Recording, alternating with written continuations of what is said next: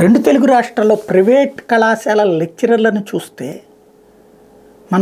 నేను ఒకటి cyber crime గురించి చెప్పా. ఇది విదేశాల్లో పిలిపించి మన వాళ్ళని ఇక్కడ బీటెక్లు పూర్తి చేసిన వాళ్ళని పిలిపించి అక్కడ మంచి ఉద్యోగాలని చెప్పి ఆ పైన తీసుకెళ్ళి భారతదేశంలో ఉన్న వాళ్ళని మోసం చేయమని చెప్పేసి లేకపోతే కనుక వాళ్ళని హింసలు పెడుతున్నారు అన్నటువంటిది. అట్లాగా బానిసత్వం చేపిస్తున్నారు అక్కడ. సేమ్ ఇక్కడ చదువుకున్న బానిసలుగా ప్రైవేట్ కళాశాల లెక్చరర్లు తయారైపోయారు.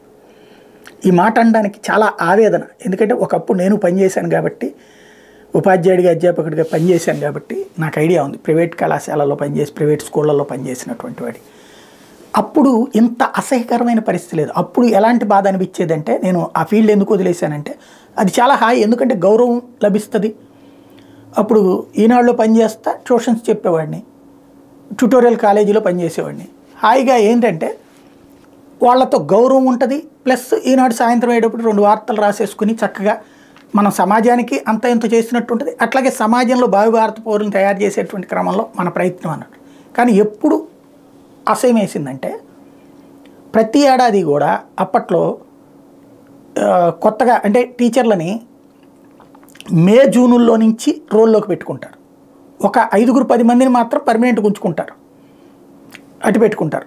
మిగతా వాళ్ళని జూన్ కాదు, సెప్టెంబర్ అక్టోబర్లో చేర్చుకుంటారు. సెప్టెంబర్ అక్టోబర్లో చేర్చుకుని తొందరగా పోర్షన్ పూర్తి చేయండి అంటారు.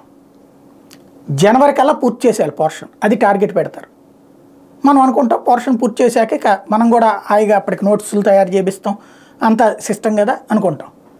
జనవరిలో అయ్యాక, జనవరి జీతం ఇచ్చాక ఫిబ్రవరిలో సార్ ఆర్థికంగా బాగాలేదు మీరు ఆగిపోండి, మళ్ళీ నెక్స్ట్ ఇయర్ ప్రిపేర్ అవుతారు కానీ అంటారు. అంటే మనం 5 నెలలు కావాలి సబ్జెక్ట్ టీచర్స్కి. అలా కాకుండా ఇంటర్మీడియట్ తప్పిన వాళ్ళకి, 10th తప్పినటువంటి వాళ్ళకైతే కనుక పర్మనెంట్ టీచర్లు ఉంచుతారు. వాళ్ళు చదివించడం. ఇప్పుడు నా బోటోళ్ళు సబ్జెక్ట్ టీచర్లు చెప్పేటటువంటి వాళ్ళకి అంతవరకు పెట్టేసేసి పంపించేస్తారనమాట. అంటే 5 నెలల జీతం, 4-5 నెలల జీతంతో సరిపోతుంది. వాళ్ళు మాత్రం ప్రతి నెల జీతం తీసుకుంటారు, ఈవెన్ సెలవుల జీతం కూడా తీసుకుంటారు. అదే విరక్తి కలిగింది. చాలా వరకు ఇన్స్టిట్యూట్స్ అట్లాగే ఉన్నాయనేసి వద్దనుకున్నాను. ఎందుకంటే ఏడాదికి 5 నెలల సంపాదనతో 12 నెలలు బతకలేం కదా, వదిలేశాను. కాకపోతే ఇవాళ టీచర్ల పరిస్థితి, లెక్చరర్ల పరిస్థితి చూస్తుంటే ఎలాంటి వాతావరణం అంటే, పెద్ద పెద్ద చదువులు చదివి ప్రభుత్వ ఉద్యోగాలు రాకనే కదా అక్కడ చేస్తుంది.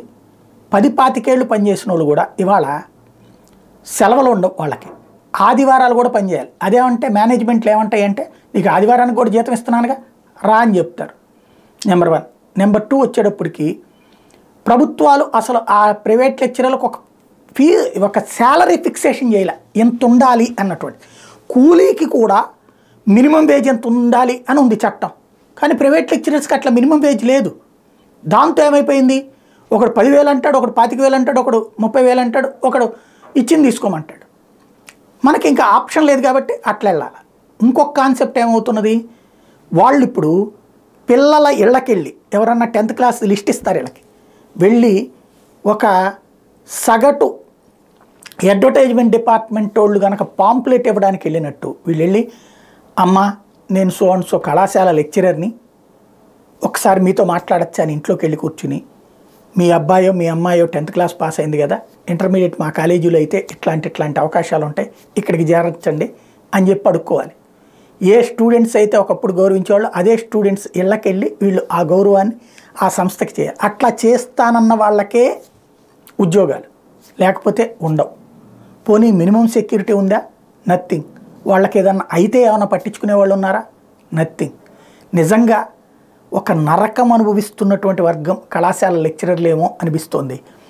ఏ ప్రభుత్వాలకి పట్టట్లేదు. కనీసం ఇప్పుడు అధికారంలోకి వద్దామనుకుంటున్నటువంటి తెలుగుదేశం అన్న, అధికారంలోకి ఉన్నటువంటి వైఎస్ఆర్ కాంగ్రెస్ పార్టీ నేను రేపు మేము వస్తే ఇది చేస్తామని ఒక మినిమం వేజ్ పెడతాం, అట్లాగే రూల్స్ పెడతాం అన్నటువంటిది ఏదన్నా చెప్పగలిగితే. ఎందుకంటే యాజమాన్యాలంతా రాజకీయ నాయకుల ఓనర్లు అయిపోయారు, వాళ్ళ హవా నడుస్తుంది. లేదా రాజకీయ నాయకుల బిడ్డలు ఈ కళాశాలల్లో చదువుతున్నారు. దాంతో అసలు ఆ యాజమాన్యాలకు ఇబ్బంది పెట్టకుండా చట్టాలు చివరికి చదువుకున్న బానిసలుగా మారుస్తుంటే, భవిష్యత్తులోకి లెక్చరర్గా ఎవడు పోవడానికి సిద్ధపడ్డు. ఎంత దరిద్రంగా ఉంటే ఎవడు చేస్తాడు?